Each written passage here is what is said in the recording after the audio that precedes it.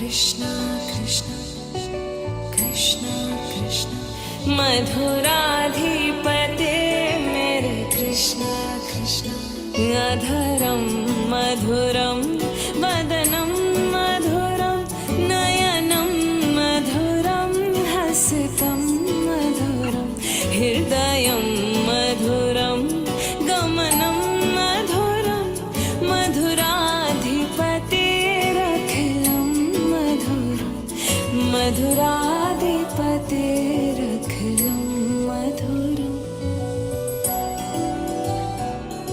हे कृष्ण तेरे होठ मधुर है, मुख भी मधुर, तेरे नयन मधुर, मुस्कान मधुर, हृदय भी मधुर है, चाल मधुर, मधुराधिपते सर्वस्व मधुर, मधुराधिपते सर्वस्व मधुर। कृष्ण कृष्ण कृष्ण कृष्ण तेरे वचन मधुर है, चरित्र मधुर, तेरे वस्त्र मधुर, कंगन भी मधुर, चलना भी मधुर है, भ्रमण मधुर, मधुराधिपते सर्वस्व मधुर, मधुराधिपते सर्वस्व मधुर, मधुराधिपते मेरे कृष्ण कृष्ण तेरी बंसी मधुर, पद धूल मधुर, तेरे हाथ मधुर है, चरण मधुर है, नृत्य मधुर, मित्रता मधुर, श्री कृष्ण तुम ही सर्वस्व मधुर, मधुराधिपते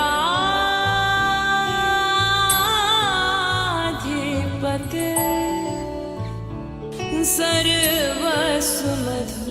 तेरे गीत और पीतांबर है मधुर, भोजन है मधुर, तेरा शयन मधुर, तेरा रूप मधुर हो, तेरा रूप मधुर है, तिलक मधुर, मधुराधिपते सर्वस्व मधुर। हरे कृष्णा कृष्णा हरे कृष्णा कृष्णा बोलो कृष्णा कृष्णा।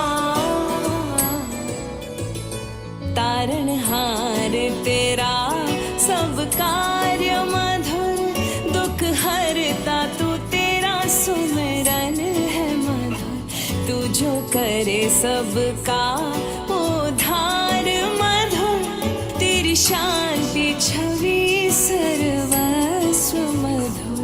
हे कृष्ण तुम ही सर्वस्व मधुर, मेरे कृष्ण तुम ही सर्वस्व मधुर।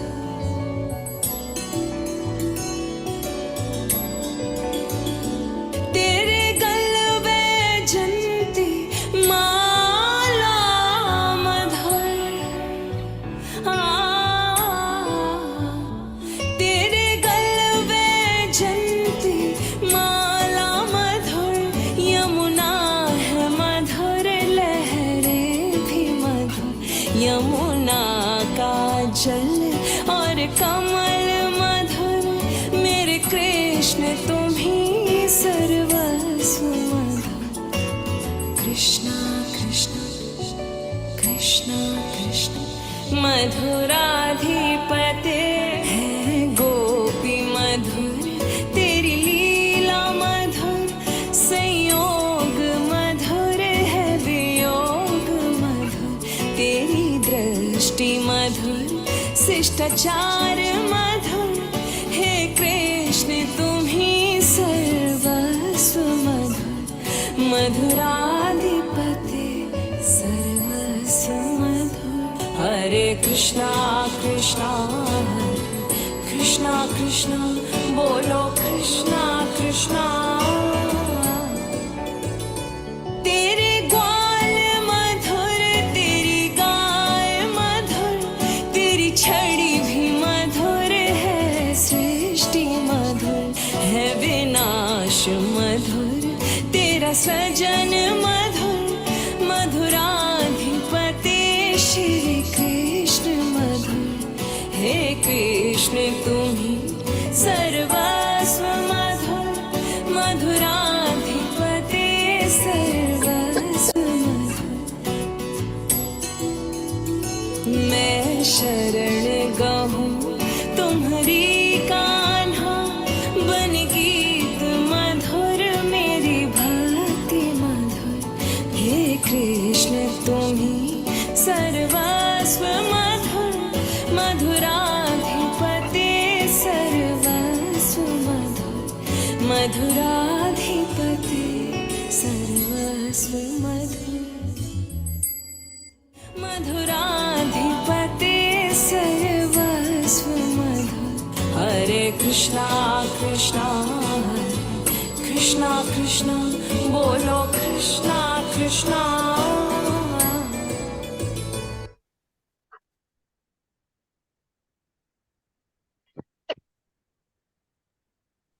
સુપ્રભાત. જય શ્રી કૃષ્ણ.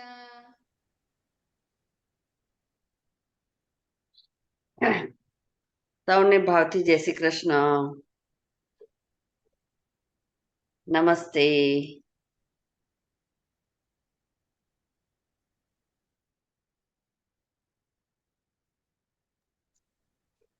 દરેક મિત્રો જય શ્રી કૃષ્ણ આપણા મુખારવિંદથી બોલીને સત્રની શરૂઆત કરીએ. અગેન દરેક મિત્રોને જય શ્રી કૃષ્ણ.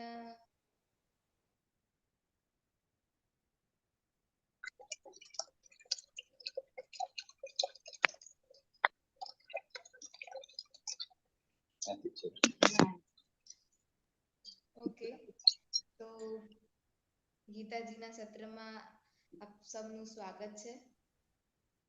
અને ગયા શનિવારે આપણે SRK ફાઉન્ડેશનનો 39મો એપિસોડ સરનો પ્લે કર્યો હતો. એ આપણે જોયો તો સૌ. અને આ વખતે 40મો એપિસોડ છે એ પ્લે કરવાના છીએ. તો એ આપણે સૌ જોશું. અને એ જોઈને લાસ્ટમાં એપિસોડ પતે પછી આપણે સૌએ શું ધ્યાન બને છે એ દરેક મિત્રએ વ્યક્ત કરવાનું છે. એટલે દરેક મિત્ર ધ્યાનપૂર્વક એપિસોડ જોવે અને લાસ્ટમાં શેર કરે. ઓકે,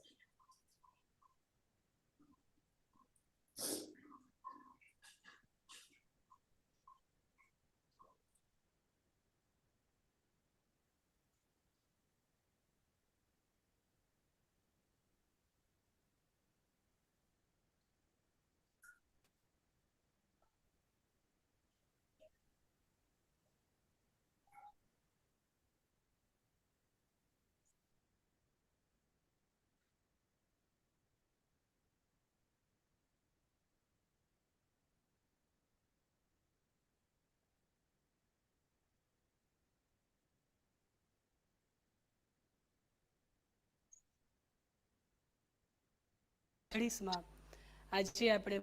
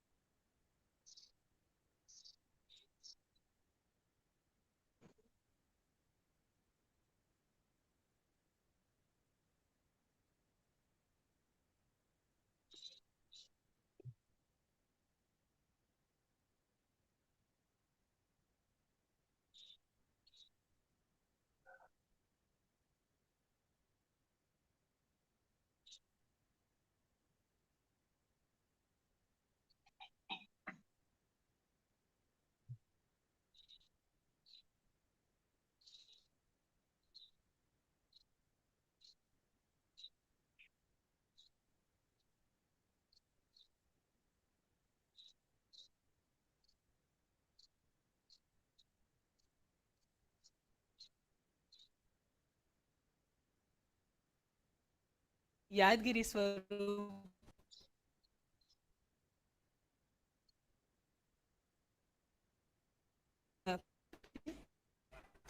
એક નાનકડો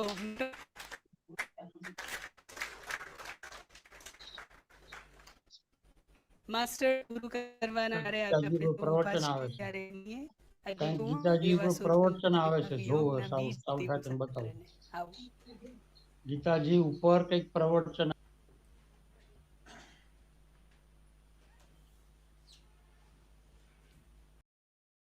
કદાચ તમારી પાસે શ્રીમદ ભગવદ્ પુસ્તક અત્યારે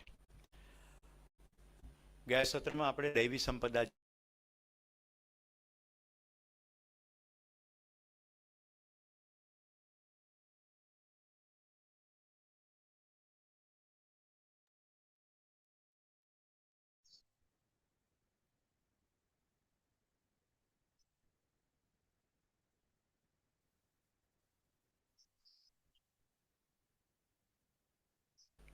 અને પછી છઠ્ઠા શ્લોકમાં એમ કહે છે કે મનુષ્યો બે પ્રકારના હોય.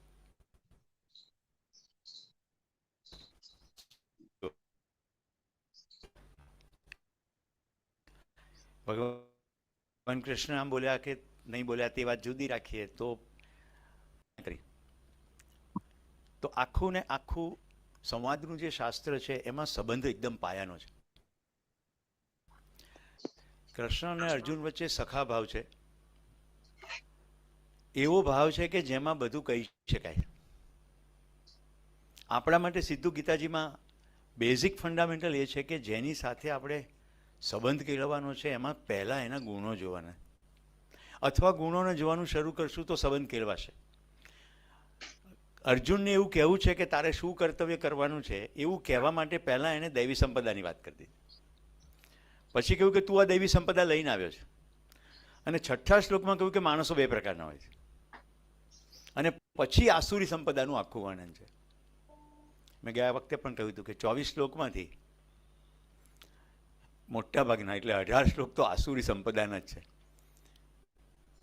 4 શ્લોક દૈવી સંપદાના છે, અને 2 શ્લોકમાં મેં હમણાં તમને કહ્યું તેમ કે તું લઈને આવ્યો છે અને માણસો બે પ્રકારના હોય. તો આજે સેટરડે છે તો નહીં હોય? આજે મને હમણાં અહીંયા બેઠા બેઠા સ્ફુરણ છે પણ આ સર્કલ ફાઉન્ડેશન થયું. ના જે પેલા હતા ને બે લેક્ચર મને એમ કેમ અંદરથી કોલ આવી રહ્યો છે કે ફરી એકવાર જો, રાઈટ? તો આવું બહુ સ્પષ્ટ રીતે દેખાય છે. બીજું, આખી ભગવદ્ ગીતામાં ભગવાન કૃષ્ણ અર્જુનને જુદા જુદા નામોથી સંબોધે છે. ક્યારેક પાર્થ કહે છે, ક્યારેક પરંતપ કહે છે, રાઈટ? શત્રુને તપાવનાર, પૃથ્વીનો પુત્ર, ગુડાકેશ, નિંદ્રાને જીતનાર. તો બધા જ સંબોધનોમાં ભગવાન કૃષ્ણ અર્જુનને આંગળી ચીધીને બતાવે છે કે તું આ છે. 16મા અધ્યાય પહોંચતા સીધી દૈવી સંપદાની હવે સિક્વન્સ કહે છે. બેન તેજલને મેં રિક્વેસ્ટ કરી હતી કે પાછલા અધ્યાયમાં કોઈ પ્રશ્નો આવ્યા હોય તો તેમણે મને કહ્યું કે કોઈ એક પ્રશ્ન આવ્યો છે કે કેવી રીતે આને અમલમાં મૂકવું. તો પ્રશ્ન તો એમણે મને આજે આપ્યો, પણ આજે વહેલી સવારે હું ઉઠ્યો ત્યારે મને થયું કે મારે આ અધ્યાયને કેવી રીતે પ્રસ્તુત કરવો. આ સૂરી સંપદા આવી રીતે છે. જે મેં લિટરલી વર્ક કર્યું, હોમવર્ક કહેવાય જેને, અને જેમ પૂર્ણ થતી ગઈ તેમ હું કરતો ગયો. તો એ રીતે આજે આપણે લઈશું. મને બિલકુલ યાદ છે ગયા વખતે આપણે બધી દૈવી સંપદાઓ લઈ શક્યા નહોતા. તો પહેલો મુદ્દો ખ્યાલ આવ્યો? બધા પોતાની જિંદગીમાં ડોક્યુ કર્યો. આપણી જિંદગીમાં જે જે માણસો છે, શું આપણે એમની દૈવી સંપદા તરફ આપણું ધ્યાન છે, અથવા ગુણો તરફ ધ્યાન છે, અથવા સકારાત્મકતા તરફ ધ્યાન છે? આપણે બજારમાંથી સફરજન લાવીએ તો હિમાચલમાં મેં મનાલીમાં બગીચામાંથી સફરજન તોડીને ખાધા છે. ત્યાંને બાદ કરતાં પ્રત્યેક સફરજન કોઈક જગ્યાએથી દબાયેલું મળશે. હા કે ના? અને ડાઘોય પડ્યો હોય તો ઘરે લાવીને આપણે એટલો પાક ફેંકી દઈએ છીએ અને બાકીનું સફરજન ખાઈએ છીએ. માણસોના કેસમાં શું કરીએ છીએ?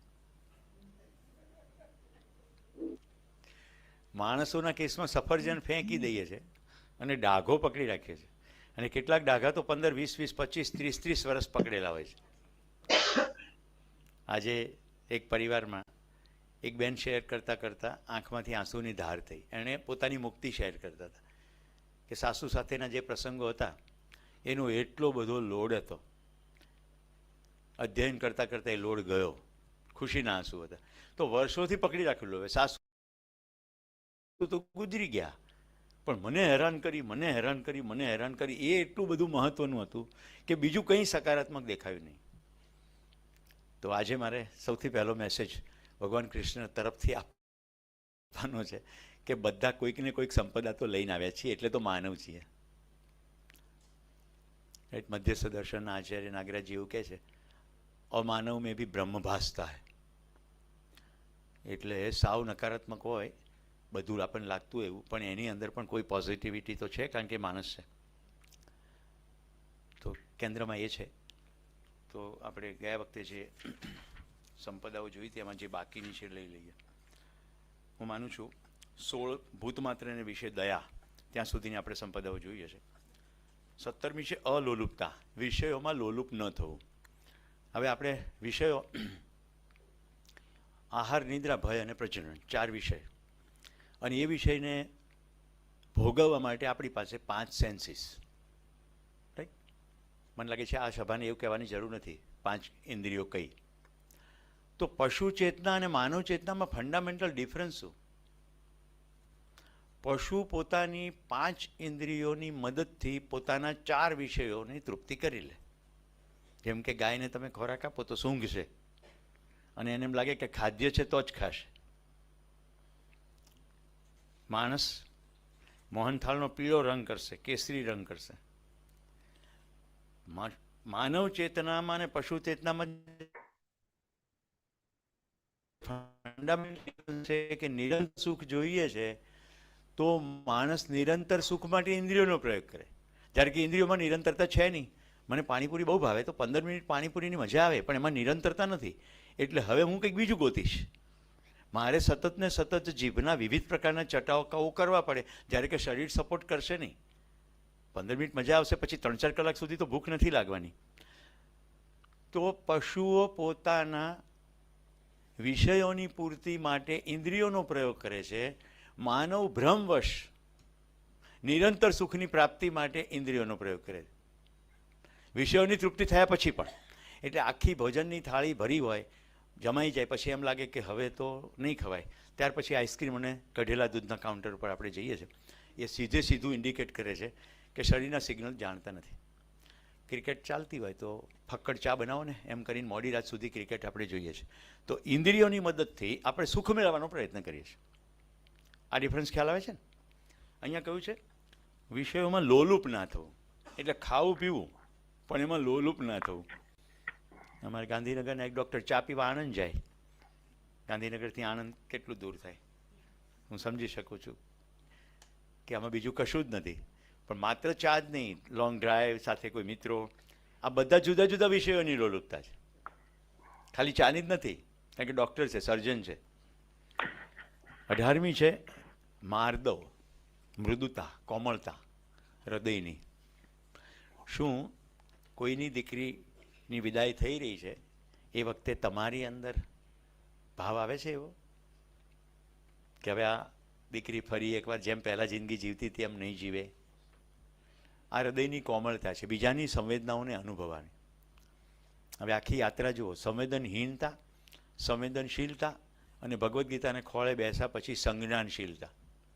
આટલી યાત્રા છે. સંવેદનહીનતા, બીજાને શું થાય આઈ ડોન્ટ કેર. સંવેદનશીલતા, તમને કશી તકલીફ થઈ રહી છે એ જાણીને પણ મને તકલીફ થઈ રહી છે, સંવેદનશીલતા. અને સંજ્ઞાનશીલતા, હું એવું તો કેવી રીતે જીવું કે તમને જે થઈ રહી છે તકલીફ તમને તો નહીં, બીજા કોઈને ના થાય. જો સંજ્ઞાનશીલતાની પરાકાષ્ઠા આપણા દેશમાં હતી, આપણી પ્રાર્થના કેવી છે? સર્વે ભવંતુ સુખિનઃ સર્વે સંતુ નિરામયા. એવું કેમ ના કીધું મારો પરિવાર સુખી રહે? સર્વે ભદ્રાની પશ્યંતુ. તો સંજ્ઞાનશીલતામાં સર્વના કલ્યાણમાં મારું કલ્યાણ છે, બધાના ભલામાં મારું ભલું છે, પોતાને સમષ્ટિનો એક અંગ રૂપે જોવું, એના વગર કોમળતા આવે નહીં. 19મી છે મર્યાદા, જે નથી કરવાનું તે કરતા લજ્જા આવી. આજે આપણી ઘણી બહેનો દીકરીઓ લગભગ બાથરૂમમાં કે સ્વિમિંગ કોસ્ટ્યુમમાં પહેરવાના કપડાં પહેરીને બજારમાં ફરતી હોય. કોઈ જરા પણ એવું ના માને કે હું પુરુષ પ્રધાન સંસ્કૃતિનું પ્રતીક છું. કેમ્પસમાં, કોલેજ કેમ્પસમાં જે વસ્ત્રો પહેરવાના છે તે ભણવાને અનુરૂપ પહેરવાના છે ને, હા કે ના? આપણે પશ્ચિમનું સીધું આંધળું અનુકરણ કરીએ છીએ અને એમ આપણને લજ્જા પણ નથી આવતી. આવું કેમ થઈ રહ્યું છે? કારણ કે શું મર્યાદા છે? કોઈ મને જોવે તો મારા શરીરને જોવે કે મને જુએ? ભાઈઓએ પણ પ્રશ્ન પૂછવાનો છે.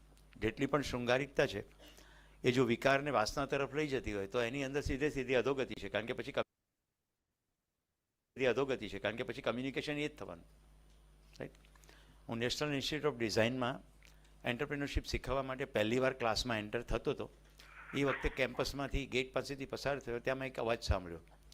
એક છોકરીએ છોકરાને પૂછી રહી છે, am I looking sexy today? શું હું આજે સેક્સી લાગુ છું? મેં તેના પ્રોફેસરો સાથે પછી વાત કરી અને કહ્યું કે સુરેશભાઈ વિચારો, હવે સેક્સી એટલે સુંદરતા માટેનો શબ્દ છે. મતલબ કે આપણે શબ્દની અર્થછાયા પણ બદલી નાખ્યા સુધી પહોંચ્યા છીએ કે કયો શબ્દ ક્યાં વપરાય. તો મર્યાદા, જે નથી કરવાનું તે કરતાં લજ્જા આવવી. આમાં પછી બધું જ આવી જશે. ચાડી ચુગલી, કોઈ બીજી વ્યક્તિની હાજરીમાં કોઈનું અપમાન કરી નાખવું, વ્યક્તિમાં જે નથી તે બોલવું. સૌરાષ્ટ્રમાં એમ કે તું તો હાવ ઝાડવા જેવો છે, અથવા જડથો છે, અથવા ગધેડો છે. તો જે નથી, પદાર્થ નથી, વનસ્પતિ નથી, પ્રાણી નથી, પણ વિશેષણો તો બધા એવા જ વાપરે. તો એમાં લજ્જા આવવી જોઈએ. અચંચલતા, 20મી, ચાપલામ, ઉતાવળા ના થવું, એટલે ચપળતાપૂર્વક પોતાનું કામ કઢાવી લેવું, એ અર્થ છે અહીંયા, રાઈટ? સ્માર્ટનેસ ખરી, પણ કેવી સ્માર્ટનેસ? પોતાનો કક્કો સાચો કરવાની. એમાંય પાછો સામેવાળાનો પક્ષ તો ઉડી ગયો. પોતાનો કક્કો સાચો કરવાનું કરીએ. 21મે તેજ, તેજલબેન, તેજ, શરીર અને વાણીમાં તેજ, પ્રભાવ.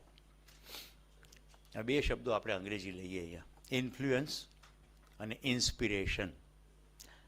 કોઈની ઉપર પ્રભાવ પાડી શકો તમે, પદ, પૈસા, પ્રતિષ્ઠા, પોશાક. કેટલો ચાલે આ પ્રભાવ? થોડો. તો અહીંયા જે પ્રભાવ શબ્દ છે પ્રેરણાના અર્થમાં છે, ઇન્સ્પિરેશન. ખરું તેજ કહ્યું તો કોઈ તેજસ્વી વ્યક્તિની હાજરી માત્રથી આપણાથી અમુક રીતે વર્તી ના શકાય, એને તેજ કહ્યું. આ દૈવી સંપદામાં શરીર અને વાણીમાં તેજ. આજે આપ હસમુખભાઈને યાદ કરતા હતા તો હું કહું કે એકવાર હસમુખભાઈ સાથે વાતચીત ચાલતી હતી અને કોઈએ કોઈ કટુ વર્તનની વાત કરી તો એમણે એવું કહ્યું કે આપણાથી એવી રીતે વર્તાય જ કેવી રીતે? એ તો ગમે તે રીતે વર્તે, પણ આપણાથી તો કેવી રીતે વર્તાય? તો મિત્રો, મારા મોઢામાંથી ભગવદ્ ગીતા નીકળી રહી છે, મારાથી ગાળ બોલી શકાય? આ વર્ગ સિવાયની વાત કરું, અહીંયા તો નહીં જ બોલું, પણ ભગવદ્ ગીતા જો હૃદયમાં સહેજ પણ સ્થિર થઈ હોય તો ગમે ત્યાં ગાળ નહીં બોલી શકાય. કારણ કે વાણીમાં તેજ ક્યારે આવે? મારા જીવનમાં એ પ્રકારનું હોય તો વાણીમાં તેજ આવે ને. આપણે ત્યાં તેજસ્વીતા મેકઅપ સાથે સંકળાયેલી, એ શારીરિક તેજસ્વીતા છે. એનો પણ હું શું કહેવાય, નકાર નથી કરી રહ્યો, પ્રસંગને અનુરૂપ શૃંગાર કરો. પણ તેજસ્વીતા આ કેટલી ટકશે? જેમ કે સફેદ થઈ ગયા હોય ને પછી કાળા કરીએ. આપણે નફીસાબેન એક સમયમાં ભારતના એટલે મિસ ઇન્ડિયા થયેલા, એમના બધા વાળ ધોળા થઈ ગયા 60. કોઈ પત્રકારે પૂછ્યું કે તમે કેમ કશું કરતા નથી? તો કે it took 60 years to make it grey. આ ધોળા કરવામાં મને 60 વર્ષો લાગ્યા છે. સમજાય છે?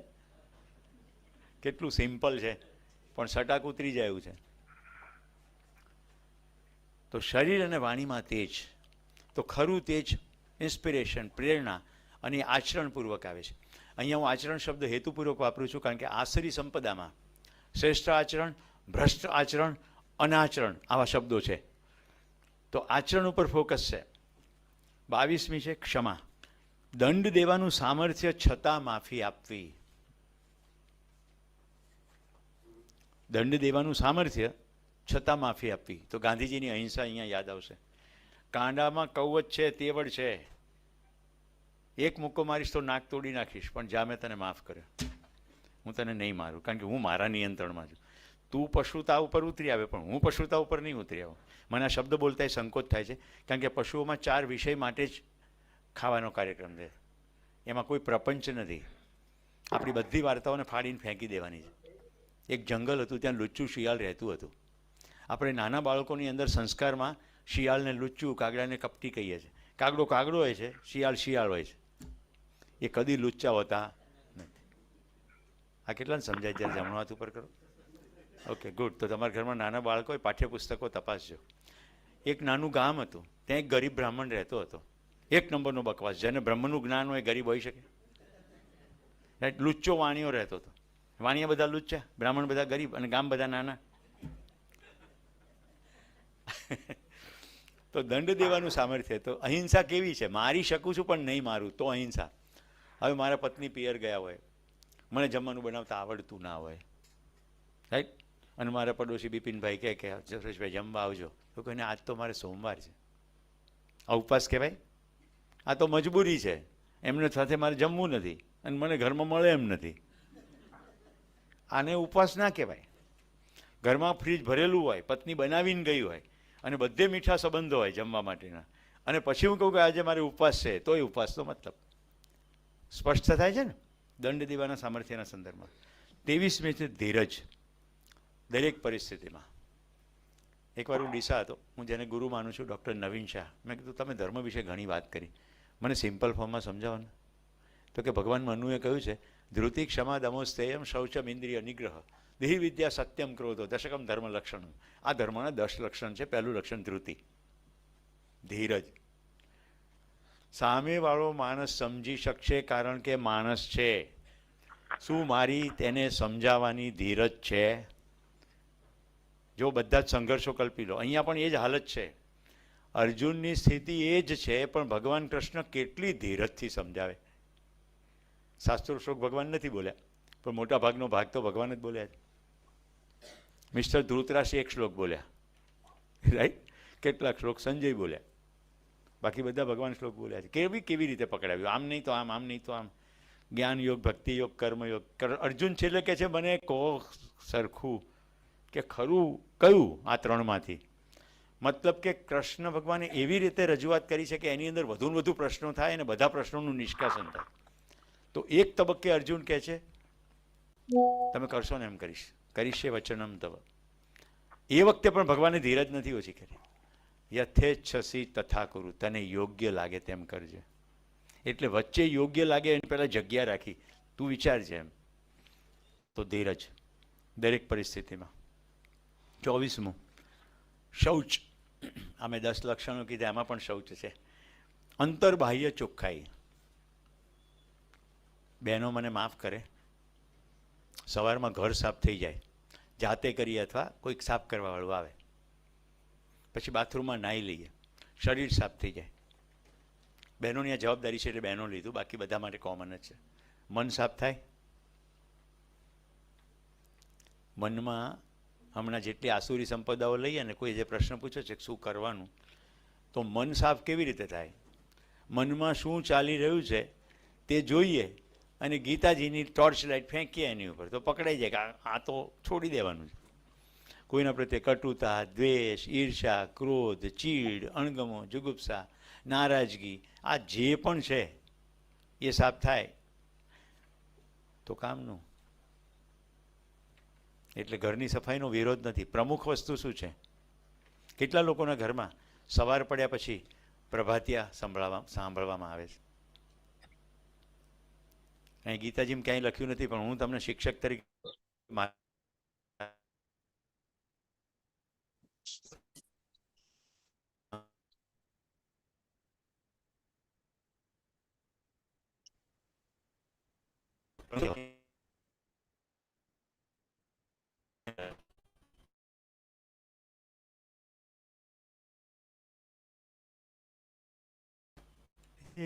જાગને યાદવા કૃષ્ણ ગોવાળિયા તુજ વિના કોણ જાશે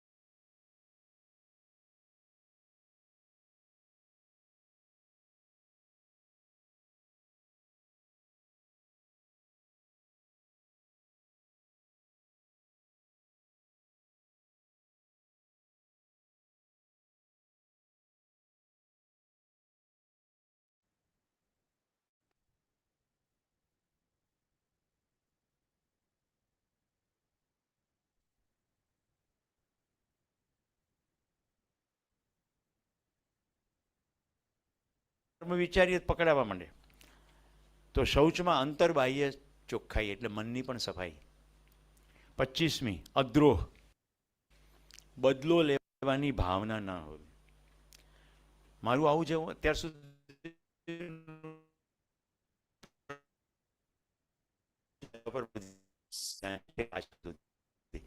કેટલાકના ચહેરા હસુ હસુ થઈ રહ્યા છે, કેટલાક પૂર્ણ પ્રકાશિત છે અને કેટલાક તો ડલ થઈ ગયા છે.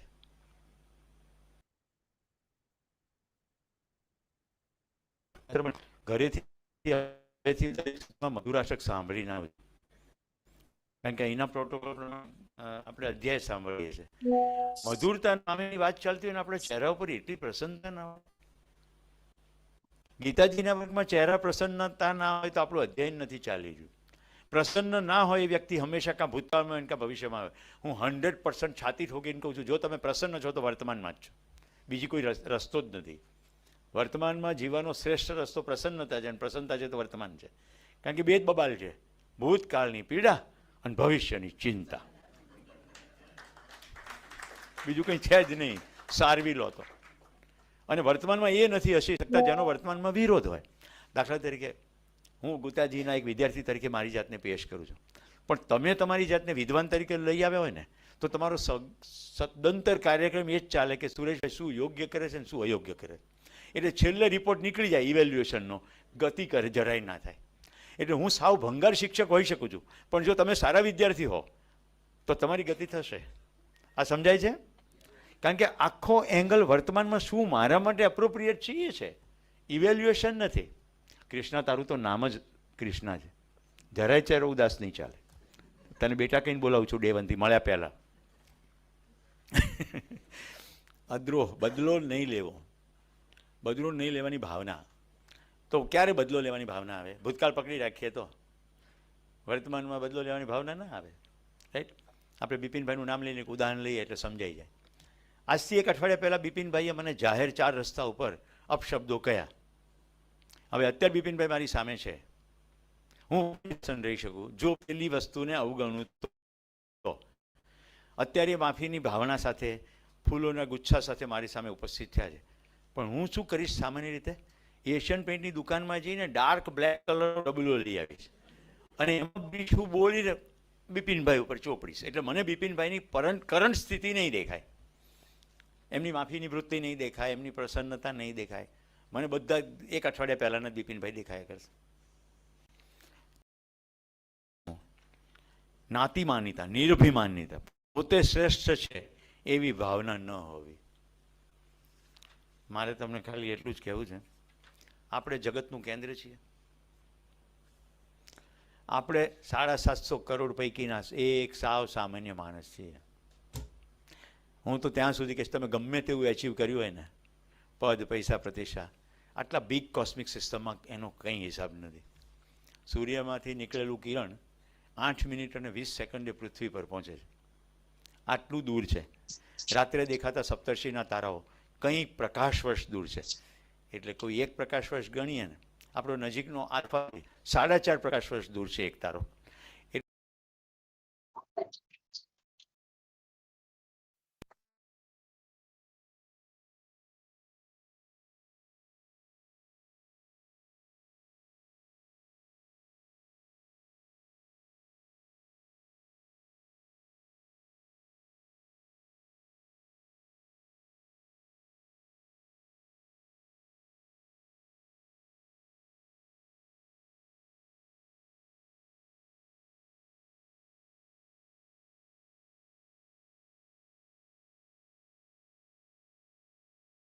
સત્ર 40માં આજે આપણે ભણવાના છીએ શ્રીમદ ભગવદ્ ગીતા.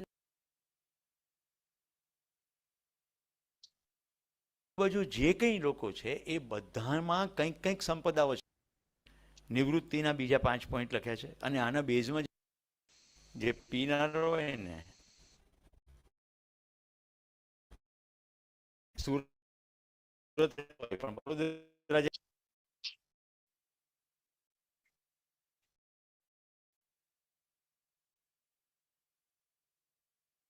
નું નકાર કરી નાખીએ. એક જ પાર્ટ પકડી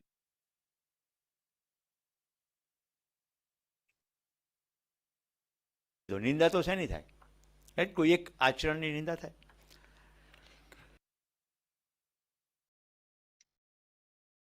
ચોથું છે વિષય ભોગમાં તત્પર. કામ ક્રોધ પરાયણ થઈને વિષય ભોગમાં રચ્યા પચ્યા. હવે આપણે વિષય ભોગ સમજી લઈએ. એટલે આપણી સ્વાદની એક ઇન્દ્રિય લઈએ તો આટલી વેરાયટીનું મારે ખાવાનું છે. આંખ લઈએ તો આટલું મારે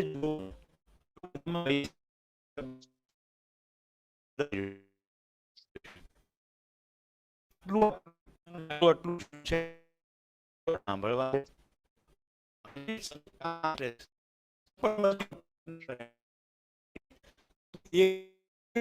કદી દિનાર છે. સંબંધનો હેતુ આત્મીય છે, શરીર છે. સંબંધ છે શરીર છે કે હું શરીરથી અલગ વાસ્તવિક અને સામે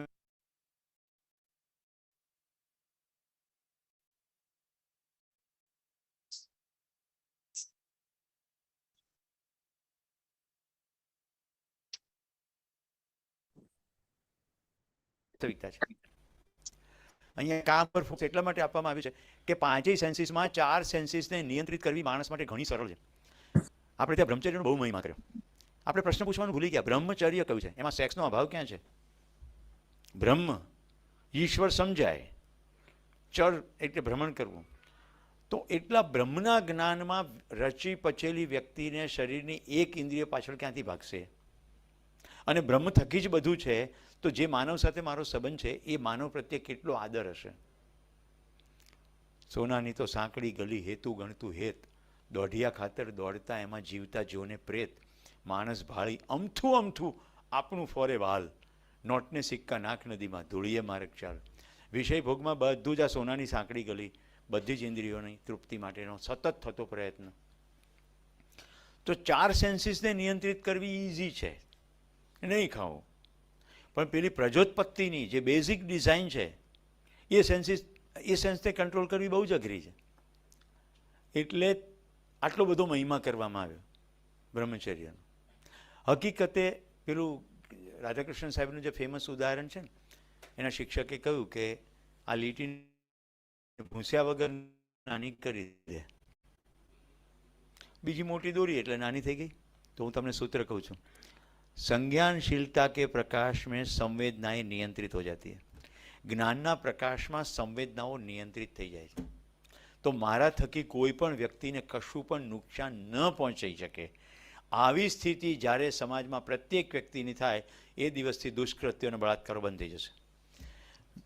એક પુરુષ સ્ત્રીને સ્ત્રીની જેમ જોવાને બદલે માનવની જેમ જોવે તો અહીંયા જે લખ્યું છે વિષય ભોગમાં તત્પર, એમાં કામ ક્રોધ પરાયણ થઈ વિષય ભોગમાં રચ્યા પચ્યા રહે. તો એક પાર્ટનર, 2 પાર્ટનર. મિત્રો, આજની આખી યંગ જનરેશનમાં વન નાઇટ સ્ટેન્ડ, પરમિસિવનેસ, એકથી વધુ પાર્ટનર સાથે આ એક્ટિવિટી કરવાની વૃત્તિ, આવું બધું બહુ થઈ રહ્યું છે.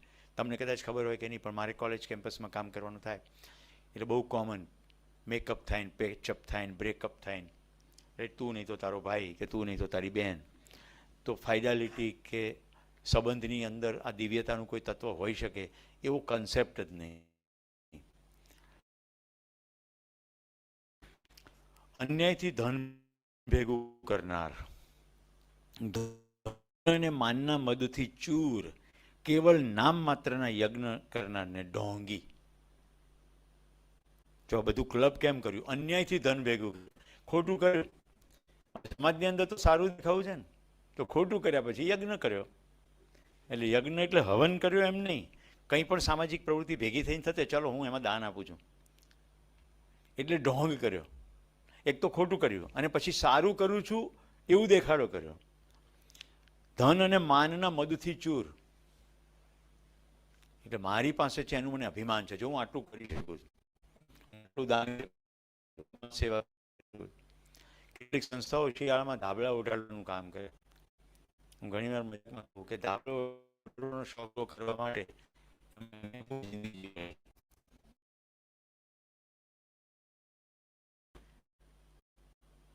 એવી સ્થિતિનું નિર્માણ કરીએ કે પેલો શ્રમ જેવી પોતાના રોટલા ભેગો ના થાય, પછી આપણે અન્ન ક્ષેત્ર ખોલીએ.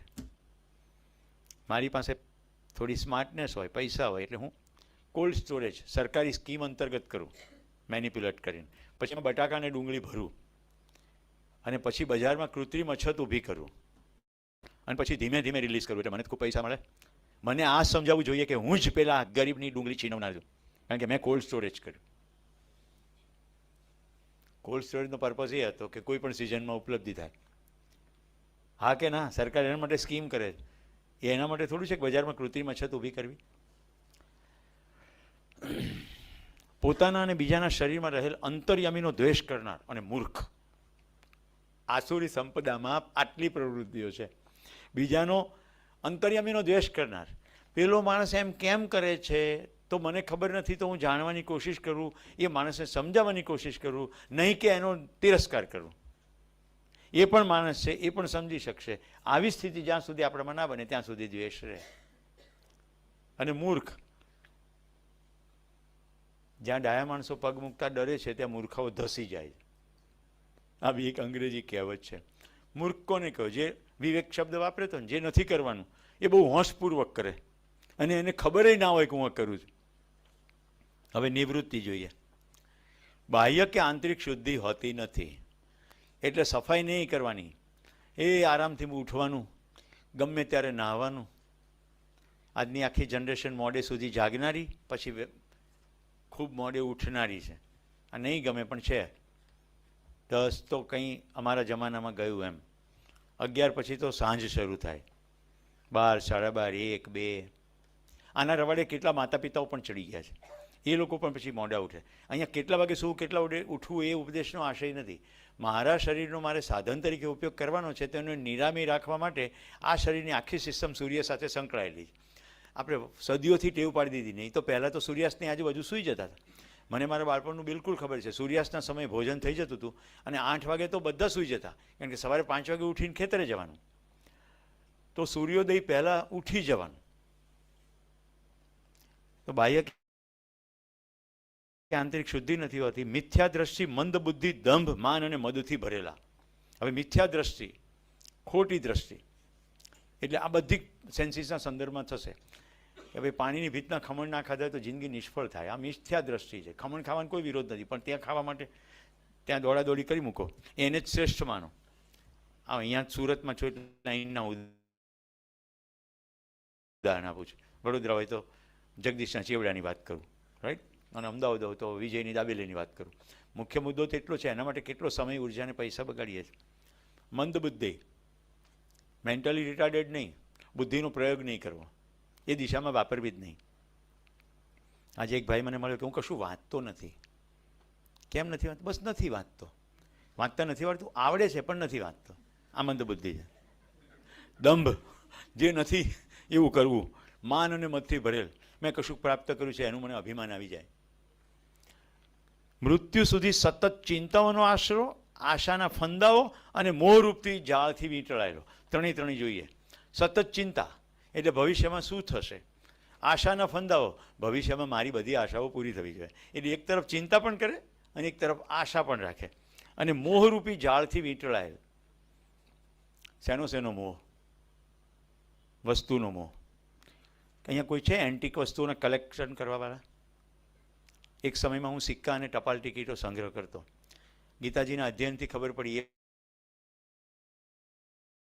પણ એક મોહ છે, રાઈટ, કે મારી પાસે આટલો સંગ્રહ છે, મારી પાસે આ જમાનાના સિક્કા છે. તો સિક્કો મોટો થઈ ગયો, હું નાનો થઈ ગયો. આપણી પાસે મર્સિડીઝ.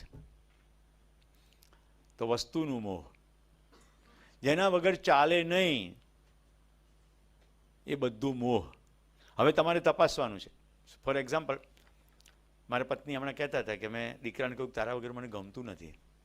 મેં એને કહ્યું કે આપણો દીકરો તો વિદેશમાં છે, પણ આપણે માના ભાવમાં પહોંચીએ તો આપણે ઘણા દીકરાઓ છે.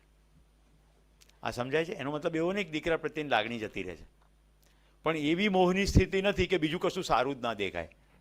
તો કોઈ વ્યક્તિ વગર ના ચાલે, એમાં એટલી હદે એવું થઈ જાય કે બીજા પ્રત્યે તિરસ્કાર થઈ જાય. આ મોહ કયો? જે મૂળતા તરફ લઈ જાય.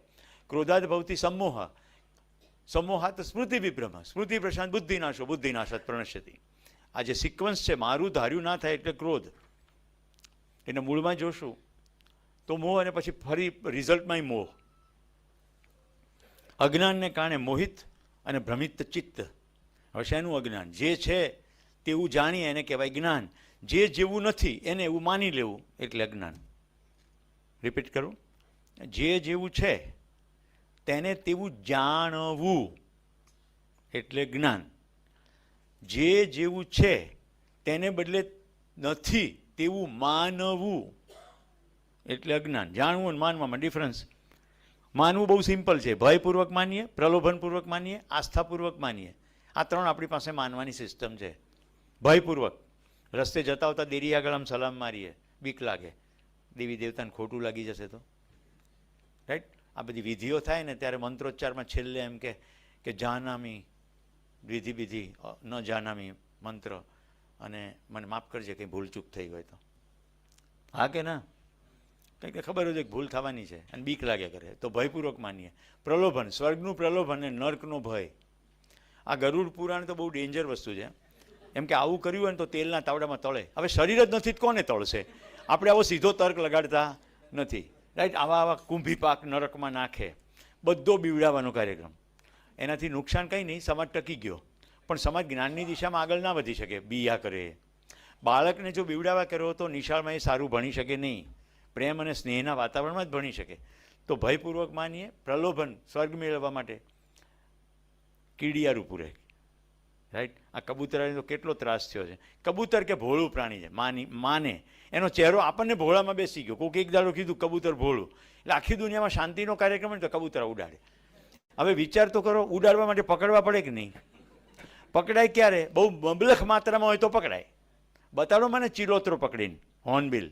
કોઈ પક્ષીના શોખીન હશે તો એને ખબર હશે. ભાગ્યે જ દેખાય. બોમ્બે નેચરલ હિસ્ટ્રી સોસાયટીના એમ્બ્લેમમાં ચિલોતરો છે. મળે જ નહીં, ક્યાંથી પકડો? તો ગમે ત્યાં ચણ નાખો અને કબૂતર ચણ્યા કરે, પ્રજાપતિ થયા કરે. કબૂતર ભોળું પ્રાણી નથી, કબૂતર માત્ર કબૂતર છે. હવે આપણે જોઈએ કઈ માન્યતાને આધારે આવું ચાલે છે. તેઓ માને છે કે જગત અસત્ય છે, ઈશ્વરહીન છે, અને માત્ર સ્ત્રી અને પુરુષના સંયોગથી જ આ બધી રચના છે. કારણ કે પોતે પુરુષ કે સ્ત્રી છે અને બચ્ચા પેદા કરે છે, તો જેટલું ઉત્પન્ન થઈ રહ્યું છે એ બધું સ્ત્રી પુરુષના સંયોગથી જ થઈ રહ્યું છે. તો પશુ પક્ષીઓમાં સ્ત્રી પુરુષ જોવે. એટલે આખી જગતની ઉત્પત્તિ કેવળ કામને કારણે જ છે. એમાં પશ્ચિમમાંથી એક ફ્રોઈડ નામનો ભાઈ થઈ ગયો. એણે તો હદ કરી નાખી. એણે એવું કીધું કે નાનું બાળક એની માને ધાવે છે એ પણ સેક્સની જ અભિવ્યક્તિ છે. જ્યાં માતૃત્વ વાત્સલ્યની વાત થવી જોઈએ, તો બધાની અંદર મૂળ તો કામ જ ઉર્જા છે. આ એક પ્રકારનું અજ્ઞાન છે અને આની સાથે સંકળાયેલા ઢગલાબંધ મિથ્યા સિદ્ધાંતો છે. હવે જો બીજો આવો જ એક અર્થશાસ્ત્રી થઈ ગયો, ડૉક્ટર યાજ્ઞિક સાહેબને કદાચ ખબર હોય કે human needs are unlimited and resources are scarce. માણસની જરૂરિયાત અસીમ અનંત છે અને સાધનો બહુ ઓછા છે, એટલે સ્પર્ધા અનિવાર્ય છે. હકીકત બિલકુલ જુદી છે. રિસોર્સિસ પ્રચુર માત્રામાં છે અને હ્યુમન નીડ્સ ફિક્સ છે. સુખ, શાંતિ, સંતોષ, આનંદની મારી જરૂરિયાત છે. મારા શરીરની જરૂરિયાત આહાર, નિદ્રા, રાઈટ, આવાસ, અલંકાર, આનાથી વધારે શરીરની જરૂરિયાત નથી. નિશ્ચિત છે, ગણી શકાય. હું 70 વર્ષ જીવવાનો હોઉં તો રોજ કેટલી રોટલી ખાઉં છું એને અનુરૂપ હું નક્કી કરી શકું કેટલો ટોટલ લોટ આખા શરીરમાં ખાઈશ, આખા જીવન યાત્રામાં ખાઈશ. એવું જ કેટલા કપડાં જોઈશે, કેટલું ઘર જોઈશે, બધું ગણી શકાય. સાધન સીમિત છે જ નહીં, સાધન પર્યાપ્ત છે અને જરૂરિયાત નિશ્ચિત છે. વિચારમાં શું ચાલે છે એની માન્યતામાં આજે આ મેળવ્યું, હવે પછી આ મેળવીશ. આટલું ધન છે, હજી આટલું થશે. એક શત્રુને હણ્યો, બીજા શત્રુને પણ હણી નાખીશ. આ બધા ગીતાજીના શ્લોક જ છે. આટલું જ સુખ છે, આનાથી વધારે બીજું કોઈ સુખ છે નહીં. મર્યા પછી કોને ખબર? હું જ ઈશ્વર છું, હું જ ઐશ્વર્યને ભોગવનાર છું, સઘળી સિદ્ધિથી યુક્ત છું, હું બળવાન છું, હું સુખી છું, હું ઘણો ધનવાન છું, મારું બહુ મોટું કુટુંબ છે, મને 500 જણા ઓળખે. હવે મારી પર્સનલ વાત કરું તો મારી ફોન બુકમાં 15,000 લોકોના નંબર છે. 15,000. ફેસબુક ઉપર 2 એકાઉન્ટમાં 5-5 હજાર. પણ તેથી શું? હવે અત્યારે તમે લોકો છે, મારો નંબર તમને મળી ગયો અને તમે મને મેસેજ કરો તો હું સેવ કરી લઉં તો નંબર તો થઈ જાય. વોટ એ બિગ ડીલ, રાઈટ? ડેટાવાળાની પાસે જાઓ તો એની પાસે તો 3 લાખના નંબર છે. થોડા પૈસા આપો તમને આપી દેશે. તો મારું બહુ મોટું કુટુંબ છે, મને 5માં પૂછે ને મને બધા બહુ ઓળખે. મારા જેવો કોઈ નથી. હું યજ્ઞ કરીશ, દાન દઈશ, નામના મેળવીશ, મોજ મજા કરીશ, કારણ કે હું જ શ્રેષ્ઠ છું. અને એક શબ્દમાં કહ્યું ઘમંડ. અહીંયા શબ્દ પણ એ પ્રયોગ છે, ઘમંડ. તો મિત્રો આ બેઝિક માન્યતાઓ છે. આ સાથે આસુરી સંપદા અહીંયા પૂરી થઈ. કરવું શું? કારણ કે આ પ્રશ્ન આવ્યો છે. તો કામ, ક્રોધ અને લોભ આ 3 નરકના દ્વાર છે ને અધોગતિએ લઈ જનાર છે. 3ને છોડી દેવા. પહેલું કયું? કામ. કામની પૂર્તિ ના થાય એટલે ક્રોધ, અને વારંવાર એની ઈચ્છા થયા કરે એને લોભ. હવે કામ માત્ર શરીર સંબંધે જ નથી. જે વસ્તુઓની કામના છે તે કદી પૂરી થનાર નથી. દાખલા તરીકે એક ઘર બનાવ્યું, પછી થોડા વખત પછી એ ઘર નથી ગમતું, એમાં રિનોવેશન, રિપેરિંગ. હવે એવું ઘર નથી ગમતું, પાછું નવું ઘર બનાવો. એક ગાડી, બીજી ગાડી, એક કપડાં, બીજા કપડાં. જેટલું તમે જોશો બધામાં વેરાયટી વેરાયટી વેરાયટી, કદી પૂરી થનાર નથી. જ્યાં સુધી માણસ એ ના સમજે કે આ મારી જરૂરિયાત નથી, આ મારો ભ્રમ છે. હા, શર્ટની મારે જરૂરિયાત છે, પણ બધા કલરના શર્ટ મારી જરૂરિયાત છે ખરી? શર્ટ મારી જરૂરિયાત છે, પણ બધા જ રંગના શર્ટ એ મારી જરૂરિયાત નથી. પણ મને ભ્રમ પેસી ગયો. શાસ્ત્ર વિધિ ન છોડવી. કોને શાસ્ત્ર કહેવું? આપણે ખાલી ભગવદ્ ગીતાને શાસ્ત્ર કહો. ભગવાન કૃષ્ણને 5000 વર્ષ ગણી, એની પહેલાં આપણી પાસે વેદનું જ્ઞાન છે. આને ઉપનિષદ કહીએ છીએ. તો ઉપનિષદમાં મૂળ જ્ઞાનનો પક્ષ છે. હું એને શાસ્ત્રો નથી કહેતો જે પાછળથી લખાયા છે, જેમાં ઘણી બધી વાર્તાઓ છે. એમાં એવા કેટલાય આચરણો છે જે આપણને સ્વીકૃત થઈ શકે નહીં. તો શાસ્ત્રમાં આટલું ડિસ્ટિંક્શન રાખજો.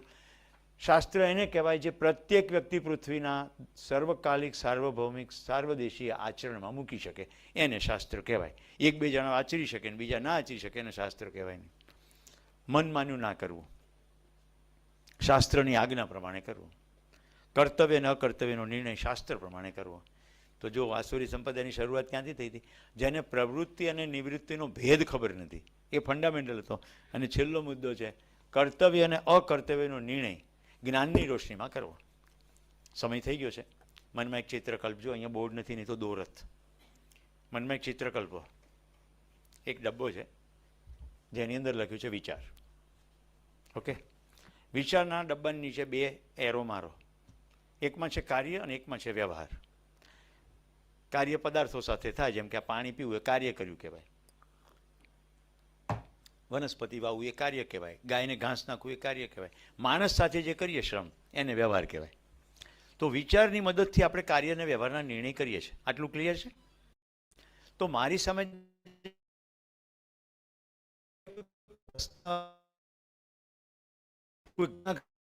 ઘટે છે, વ્યક્તિ બોલે છે, એ વખતે મને આની ઉપર વિચાર કરજો. એક જ્ઞાનનો ટોર્ચ વિચારની ઉપર પડી રહી છે એવું કલ્પના કરો. તો જ્ઞાનની રોશનીમાં જો વિચાર આવે તો યોગ્ય કાર્ય અને વ્યવહાર થાય. શું કરવું અને શું નહીં કરવું એ જ્ઞાનની રોશનીમાં થાય, માન્યતા આધારે ના થાય. બસ આટલું સિમ્પલ. ધન્યવાદ. પ્રશ્નો માટે આમંત્રણ. બીજા કોઈ પ્રશ્ન પૂછે એ પહેલાં તેજલબેને જે મને પ્રશ્ન મોકલ્યો છે એ કહી દો કે સુરેશભાઈ એવું સજેસ્ટ કરો કોઈ સ્વાધ્યાય. તો હું સિમ્પલ કહું છું. પહેલો સ્વાધ્યાય, રોજે પોતાના માટે સમય કાઢવો, પોતાની જાત સાથે બેસવું. સિમ્પલ છે. ચાલવા જતા રહો, ચાલતા ચાલતા વિચાર કરો, પોતાની જાત સાથે રહો, રિફ્લેક્શન કરો. મારી જિંદગીમાં શું યોગ્ય ચાલી રહ્યું છે, કેટલી મારી પ્રસન્નતા છે, કેટલી અપ્રસન્નતા છે. જેટલી પ્રસન્નતા છે એ શરીર સંબંધી છે કે જ્ઞાન સંબંધી છે? સમજણથી મને પ્રસન્નતા આવી રહી છે, મારા સંબંધો ખાણીપીણીના છે કે જ્ઞાનના છે? તો બિલકુલ ખબર પડશે કે ક્યાં સમય જાય છે, ક્યાં ઉર્જા જાય છે અને ક્યાં પૈસા જાય છે. આ પહેલો સ્વાધ્યાય. બીજો સ્વાધ્યાય છે, આજે રિફ્લેક્શન કરીએ, પોતાની અંદર જોઈએ. એમાં હવે આપણી પાસે જ્ઞાનની ટોર્ચ આવી ગઈ. દૈવી સંપદાનું લિસ્ટ છે, આસુરી સંપદાનું લિસ્ટ છે. Check your status. પોતાનું સ્ટેટસ ચેક કરો. કેટલી દૈવી સંપદા છે અને કેટલી આસુરી સંપદા છે. કોઈને નહીં ગમે પોતાની આસુરી સંપદા. તો ત્રીજો સ્વાધ્યાય, ઘરના બધા સૂતા હોય ત્યારે અરીસાની સામે જોવાનું 40 મિનિટ. થોડા દિવસો રોજ જુઓ. આંખ એટલી પાવરફુલ છે, આપણે આંખના રસ્તે જોઈએ છે. હું આંખ નથી. આપણે ખાલી પોતાનો ચહેરો જોઈશું ને તો એ ખબર પડશે કે કેટલા લોચા છે. ઘણા નવાઈ લાગશે પણ એક્સરસાઇઝ છે. બધા સૂતા હોય એટલા માટે કહેવું કે તમે રડશો. બહુ લાંબો સમય પોતાની સામે આંખ નહીં મિલાવી શકો, બહુ અઘરું પડશે. બધું જ સરફેસ પર આવશે શું અયોગ્ય કર્યું. આ યાર્ડસ્ટિક છે, પછી ખબર પડે આ નહીં કરે, આ નહીં કરે, આ નહીં કરે, આ નહીં કરે. હવે કોઈ પ્રશ્ન હોય તો કહો.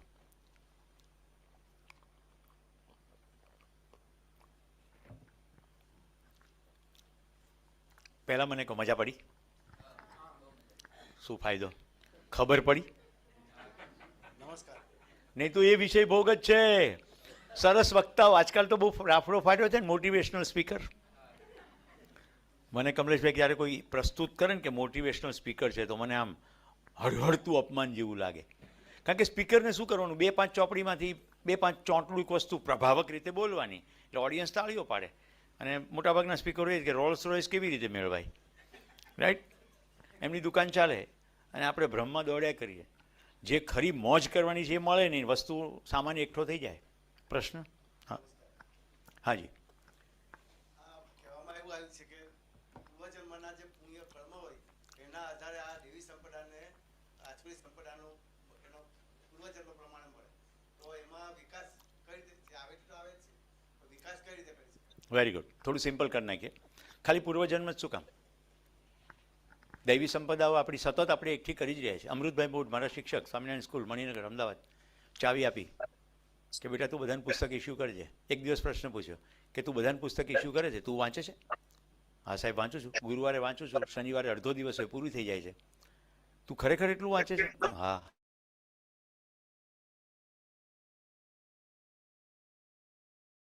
પછી ગુરુવારની બીજી ચાવી રાખ, લઈ લેજે, રજિસ્ટરમાં એન્ટ્રી કરજે, વાંચજે. 2 વર્ષની તમે સામે સ્કૂલની આખી લાઇબ્રેરી વાંચી નાખી. તો અત્યારે મારી પાસે જે પિંડ છે નોલેજનો એ અમૃતભાઈ મોડને કારણે છે. એમણે મારી પર વિશ્વાસ મૂક્યો.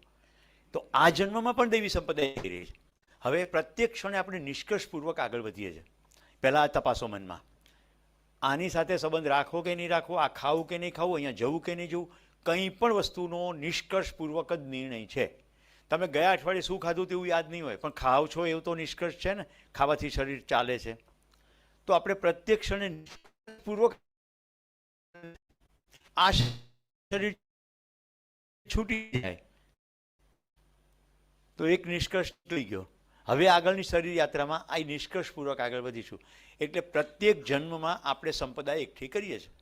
અહીંયા એવું કહેવાયું સંપદા છોડી દઈએ જો અને દૈવી સંપદાને રસ્તે આગળ ચાલીએ તો મુક્તિ છે. કારણ કે આખો આશય મુક્ત થવાનો છે. અર્જુન વિષાદ યુદ્ધમાં તકલીફ શું છે? એને પોતાના સગાને મારવામાં તકલીફ પડે છે. તો મુક્તિ છે નહીં, એને ભ્રમ છે કે હું સગાને મારું છું, રાઈટ? એ કર્તવ્ય બધું ચૂકી ગયો તો રાજા છે, એનું કર્તવ્ય છે કે ભાઈ આતંકવાદીઓને હણવા પડશે. સાદો માણસ તું ભાઈ નથી, તું રાજાનો ઉપર છે, તું આખી પ્રજાનો પિતાના સમાન છે. તારી જવાબદારી ખાલી ભાઈ માટેની નથી, આ પ્રજા માટેની છે. આવી સ્પષ્ટતા પછી એને કર્તવ્યની ખબર પડે. તો દૈવી સંપદા એકઠી થાય છે. એવી જ સંપદા પણ એકઠી થઈ રહી છે. દાખલા તરીકે અત્યારે આપણો સમય ક્યાં જાય છે જુઓ.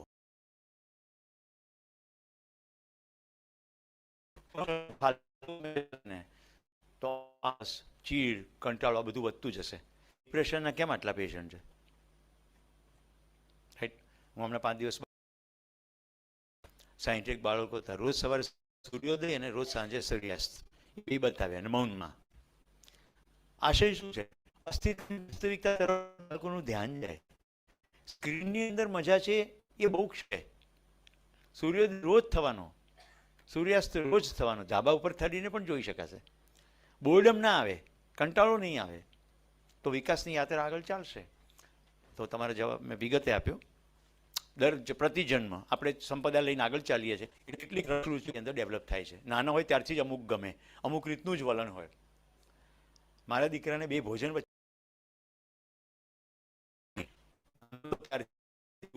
સાવ સાદો, રુચિ રસરૂચિ એવા છે કે એમાં જ પછી બધો વિચાર આવે. હાજી પ્રશ્ન આવ્યો લાગે છે. હા બેન સમય થઈ ગયો 7:30, મને ખબર. હા. મોહ અને આસક્તિ બંને એક જ કે અલગ? તમે જ્યાંથી પૂછો છો ત્યાંથી એક જ. જો આસક્તિ, ચોંટી જવું, જ્યારે તમારી આસક્તિ એટલી હદે વધી જાય કે તમારું રીઝન, લોજિક, તર્ક, તો મોહનું એ પરાકાષ્ઠાનું સ્વરૂપ છે. સમજાય છે? કશું સૂઝે નહીં. દેવદાસ પોતાની જવાબદારી પણ ના સૂઝે, સામે આવેલું કર્તવ્ય પણ ના સૂઝે, કશું સારું ના લાગે.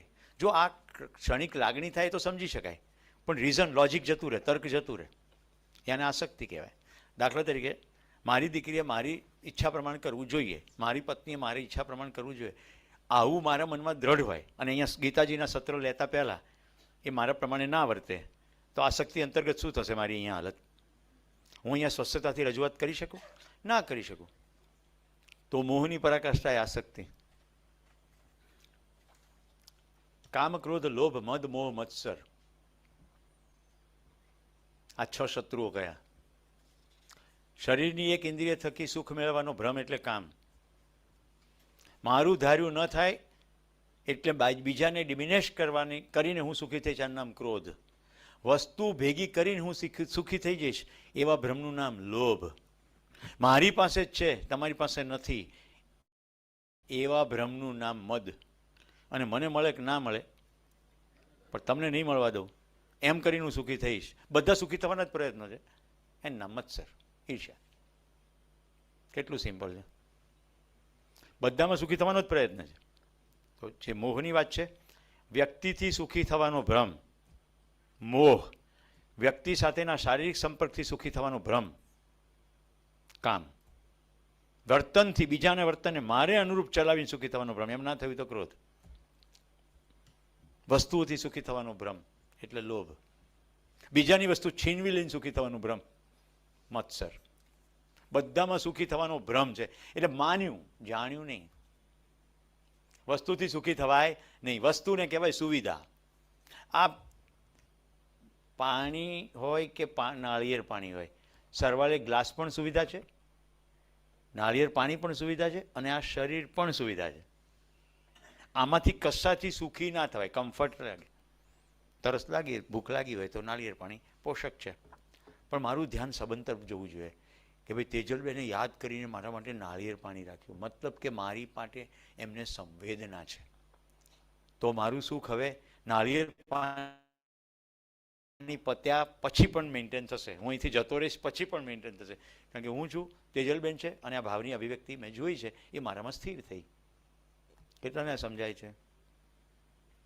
Very good. બધાના હાથ ઉપર થાય છે એટલે મને ખુશી થાય છે. બોલો. હવે આ ભાઈ ફોટો પાડે છે, રાઈટ? ફોટો પાડ્યા પછી જે ચિત્ર છે એ કેમેરામાં જાય. આપણે પણ કશે ફરવા જઈએ તો ફોટો પાડીએ તો ચિત્ર કેમેરામાં જાય. કેમેરામાંથી ચિત્ર જોવાના ભ્રમમાં જે જોવાનું છે તે ચૂકાઈ જાય. એટલે પ્રિન્ટ બહુ સરસ આવે, ઇમ્પ્રેશન હોય જ નહીં. આ જે બાળકો અહીંયા આવે છે, કેમ તમારો મોબાઈલ લઈ લીધો તો હવે યાદ આવે છે ને? આ મને કેટલાક શિબિરવાળા બાળકો અહીંયા આવ્યા છે, એ લોકો પાસે મોબાઈલ લઈ લીધો પહેલે દિવસે. એમણે માગ્યું કર્યું ફોટા પાડવા આપશો? મેં હા પાડી, પણ મને ખબર હતી આપવાનો નથી. છેલ્લે દિવસે એમણે કહ્યું કે મોબાઈલ નથી જોઈતો, કારણ કે 5 દિવસમાં એમને વાસ્તવિકતાનું ભાન થઈ ગયું કે ખરી મજા મારા હોવામાં ને જોવામાં છે, વસ્તુમાં છે જ નહીં. યસ, પ્રશ્ન આવે તમારી પાસે? કારણ કે હવે મને ધ્રાસકા પડે છે. મારી પાસે સમય છે, હા, તમે પૂછો તો, બાકી ઘડિયાળ 7:30 બતાવી દઈ.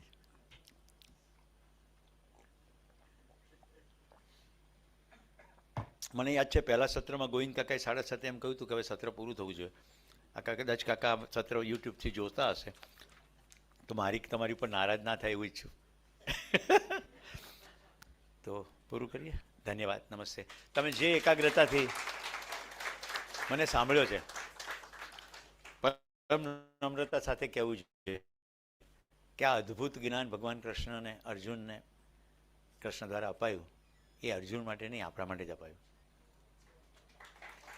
અર્જુન નિમિત્ત બની ગયો. અને સૌથી વધારે આપણે કૃતજ્ઞ થવું જોઈએ મિસ્ટર ધૃતરાષ્ટ્ર પ્રત્યે, કે જેને સંજય જેવા સારથી ડ્રાઈવરને મહેલમાં બોલાવ્યો છે. 700 શ્લોક સુધી તો કઈ પાર્કિંગમાં નહીં જ બેઠા હોય ને. તો ધૃતરાષ્ટ્ર અંધ છે, અન્યાયી છે, લાલ છે, ક્યુરિયોસિટીથી ભરપૂર. તો ભલે આસુરી સંપદા હોય, સાથે દૈવી સંપદામાં એક વસ્તુ જિજ્ઞાસા તો છે જ. ધન્યવાદ.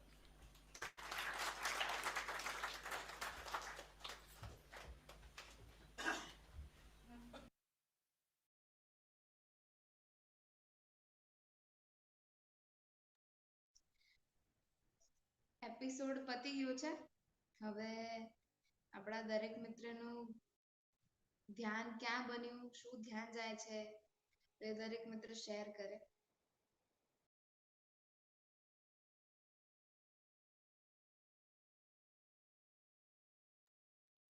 જે પણ મિત્રને શેર કરવું હોય તે હેન્ડ રેઝ કરે તો આપણે દરેક મિત્રને વારાફરતી સાંભળી શકીએ અને જો શેર કરીશું તો ખ્યાલ આવશે કે શું ધ્યાન બને છે આપણું અને આપણા બીજા મિત્રોનું પણ ધ્યાન જશે તો આપણે દરેક મિત્રો ઓછામાં ઓછો એક પોઈન્ટ મૂકીએ. હા આશા માસી. જય શ્રી કૃષ્ણ. જય શ્રી મારું આ કૃષ્ણ. સત્રમાં ધ્યાન ગયું કે જ્યારે પણ સામે વ્યક્તિ હોય ત્યારે મારું ધ્યાન પહેલા એની અસુરી સંપદા એટલે મીન્સ એનામાં કયા અવગુણ છે તે જ હોય છે, એના ગુણો તરફ મારું ધ્યાન હોતું જ નથી. તો હવે મારે એમ સામેવાળી વ્યક્તિ ની અંદર જે દેવી સંપદા છે એની તરફ ધ્યાન રાખી અને વ્યવહાર થશે તો ચોક્કસ જ સંબંધમાં ઘણો બધો સુધારો આવશે બધા જ પ્રત્યે. ધન્યવાદ. હાજી, ખૂબ સરસ. હા, સૂર્ય સંપદા એ પોઈન્ટ પણ ધ્યાનમાં આવ્યો છે. અને નેક્સ્ટ હર્ષનું હેન્ડ રેઝ છે. હા હર્ષ.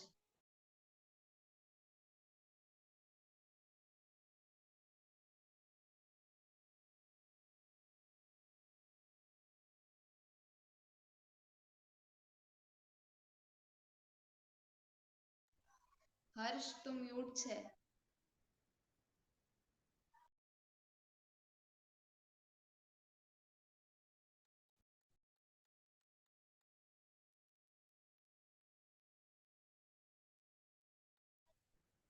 હા હર્ષ, બોલ.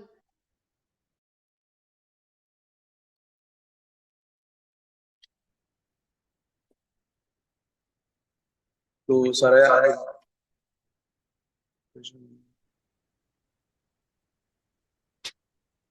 સરાએ જે રીતે વાત કરી કે ખરેખર સુખ શામાં હોય છે, તો સમજણમાં હોય છે. અને મટીરિયલિસ્ટિક વસ્તુઓમાં જે આપણું સુખ હોય છે એ ક્ષણભર માટે હોય છે. એમ કે જેમ જેમ નવી વસ્તુ મળી જાય એમ સુખ બદલાતું રહે. એ થોડો ટાઈમ પૂરતું સીમિત જ હોય છે. તો એ ખાલી જાણવા મળ્યું આજે કે ખરેખર સુખ શું છે અને આપણે સુખ શું સમજીએ છીએ. Thank you. Okay, right. સરસ. ને નેક્સ્ટ કોણ મિત્ર શેર કરે છે?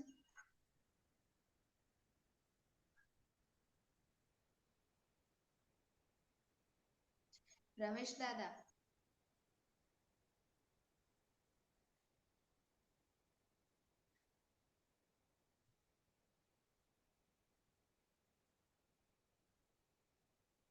રમેશ દાદા હાજર નથી લાગતા. ઓકે, તો નેક્સ્ટ જયા માસી શેર કરે છે.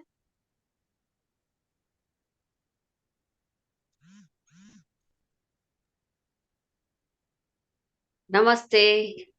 નમસ્તે. દેવી સંપદા જોવાની, આસુરી સંપદા જોવાની.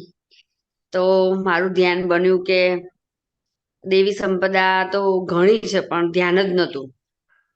અને મારે તો બહુ જ મારી વાત કરું ને તો બહુ જ આમ તરત જ કોઈને હોય ને કઈ ખરાબ કરે ને તો તરત જ મારું ધ્યાન છે ને ખરાબમાં જ જતું રહેતું. પછી એના 10 ગુણો હોય ને એની પર તો મારું ધ્યાન જ ના જાય. પણ આમાં અધ્યાયમાં જોડાયા પછી, ગીતાજીમાં જોડાયા પછી એ ધ્યાન વધારે બને છે. બીજામાં પણ સારું જોવાનું, પોતાનામાં પણ સારું જોવાનું. ગુણો તો છે જ, પછી અક્ષય બળ શક્તિ પણ છે, એ બધું ધ્યાનમાં આવ્યું. પછી મન અને વિચારો તરફ પણ ધ્યાનમાં આવ્યા કે વિચારો ક્યાં નીચા જતા રહેશે, કેવા વિચારો લાંબા ટાઈમ સુધી આપણે વિચારી લઈએ છે. પછી સંબંધોમાં પણ ધ્યાન ગયું, કયું મારો સમય કયા સંબંધમાં ક્યાં જાય છે એ પણ હવે ધ્યાન બને છે. એટલે એમાં પણ સમય થોડુંક એ કરીને ઓનલાઈન સાંભળીએ છીએ. શિબિર પણ બહુ સમય આપું છું, શિબિર સાંભળું છું. તો દેવી સંપદામાં જ મેં ખબર પડી. અને બીજામાં પણ જે ગુણો દેખાય છે, મારામાં દેખાય તો મને બીજામાં પણ દેખાવા મળ્યા. તો એના પર પણ ધ્યાન બન્યું. એટલે સરસ વિચારો અને મન પ્રફુલ્લિત રહે છે. એનું મને ધ્યાન બન્યું અને ગીતાજીમાં અને અધ્યાયમાંથી મને આજે આ ખૂબ ધ્યાન ગયું. અને હજુ તો સંબંધમાં ધ્યાન પૂરેપૂરું નથી ગયું. સમય હજુ બીજે બધે ક્યાંક એવી રીતે પણ જાય છે, ખોટો સમય પણ જાય છે, એનું પણ ધ્યાન રહે છે. બાજુમાં ક્યાંક બેસવા જઉં છું તો કંઈક ખોટું સંભળાઈ જાય, પણ તોય એને છે ને કઈ રીતે મારે આવી રીતે સારા સમયમાં ઉપયોગ કરવો, એમાં હું થોડુંક ધ્યાન રાખું છું અને પ્રયત્ન કરું છું હજુ તો. અસ્તુ. હા જયા માસી. સરસ. ને નેક્સ્ટ એટલું કહીશ કે આપણે બધા short and sweet effective sharing કરીએ, જેથી બધા મિત્રો નું ખૂબ ધ્યાન જાય પરફેક્ટ રીતે અને બધા જ મિત્રોનું શેરિંગ પણ થાય. હા રમેશ દાદા, સ્વાગત છે.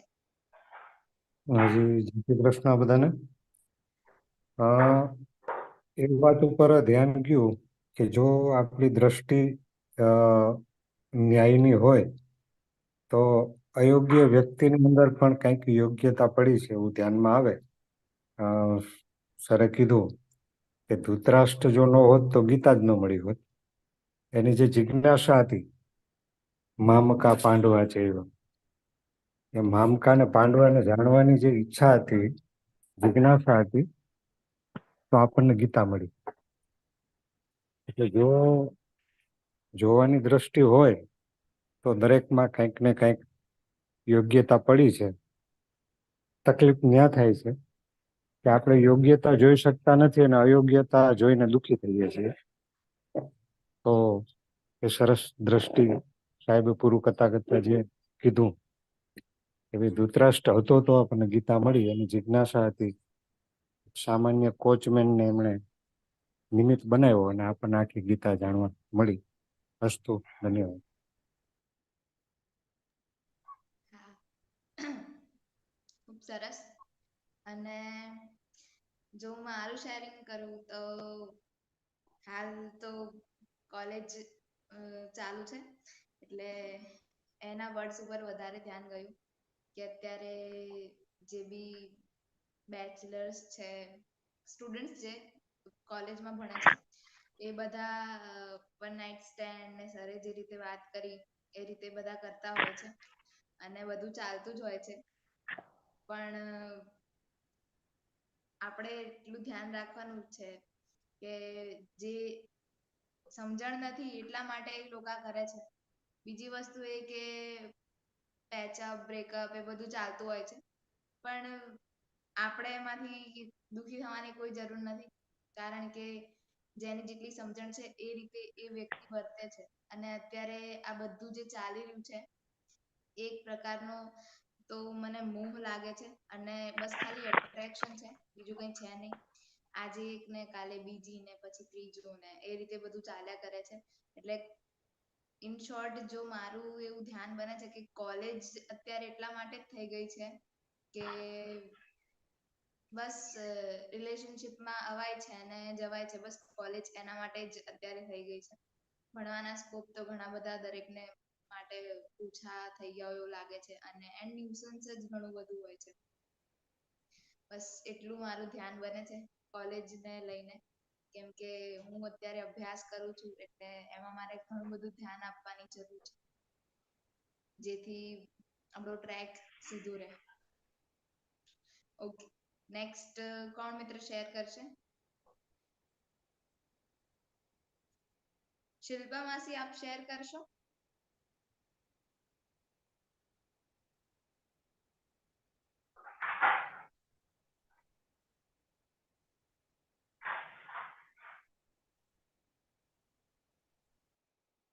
ઓકે, ને નેક્સ્ટ સુરેખા માસી, જો આપ હાજર હો તો આપ શેર કરી શકો છો.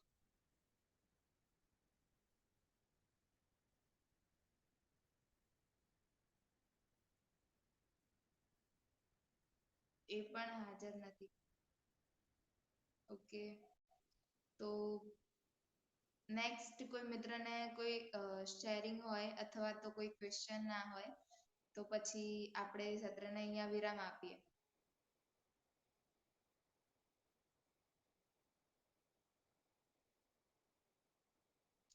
ઓકે, તો કોઈ શેરિંગ પણ નથી અને કોઈ ક્વેશ્ચન પણ નથી, તો આપણે અહીંયા સત્રને વિરામ આપીએ.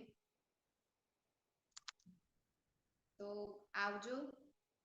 જય શ્રી કૃષ્ણ સર્વ મિત્રોને. જય શ્રી કૃષ્ણ. જય શ્રી કૃષ્ણ. જય શ્રી કૃષ્ણ.